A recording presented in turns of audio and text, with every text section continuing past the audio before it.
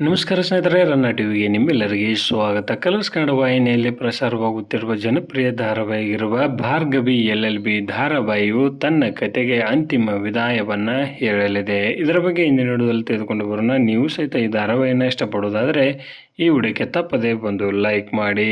ಸ್ವಪ್ನ ಕೃಷ್ಣ ಅವರ ನಿರ್ದೇಶನ ಮತ್ತು ನಿರ್ಮಾಣದಲ್ಲಿ ಮೂಡಿ ಬರುತ್ತಿರುವ ಭಾರ್ಗವಿ LLB ಧಾರಾವಾಹಿಯು ಇದೀಗ ತನ್ನ ಕತೆಗೆ ವಿದಾಯವನ್ನು ಹೇಳಲಿದೆ.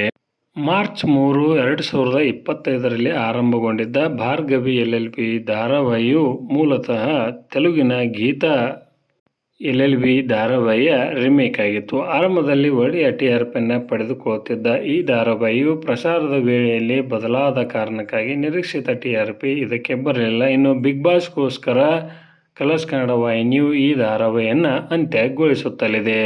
400ಕ್ಕಿಂತ ಅಧಿಕ ಸಂಚಿಕೆಗಳನ್ನು ಪೂರೈಸಿ ಭಾರ್ಗವಿ LLB ಧಾರಾವಾಹಿಯು ತನ್ನ ಕತೆಗೆ ವಿದಾಯವನ್ನು ಹೇಳಲಿದೆ. ಈ ಧಾರಾವಾಹಿಯ ಅಂತಿಮ ಸಂಚಿಕೆಗಳು ಇದೇ ತಿಂಗಳಲ್ಲಿ ಪ್ರಸಾರವಾಗಲಿದ್ದು, ಮುಂದೆ ಬಿಗ್ ಬಾಸ್ ಪ್ರಸಾರಕ್ಕೆ ಈ ಧಾರಾವಾಹಿಯು ಅನುವು ಮಾಡಿಕೊಡಲಿದೆ ಎಂದೇ ಹೇಳಬಹುದು. ರಾಧಾ ಭಗವತಿ ಅವರು ಈ ಧಾರಾವಾಹಿಯಲ್ಲಿ ಪ್ರಮುಖ ಪಾತ್ರವನ್ನು ನಿರ್ವಹಿಸಿ ಸಾಕಷ್ಟು ಪ್ರೇಕ್ಷಕರನ್ನು ಗಳಿಸಿಕೊಂಡಿದ್ದರು. ಭಾರ್ಗವಿ LLB ಧಾರಾವಾಹಿಯ ಬಗ್ಗೆ ನಿಮ್ಮ ಅನಿಸಿಕೆ ಅಭಿಪ್ರಾಯವನ್ನು ತಪ್ಪದೇ ಕಮೆಂಟ್ ಬಾಕ್ಸಲ್ಲಿ ತಿಳಿಸಿ. ಧನ್ಯವಾದಗಳು. ನಮಸ್ಕಾರ.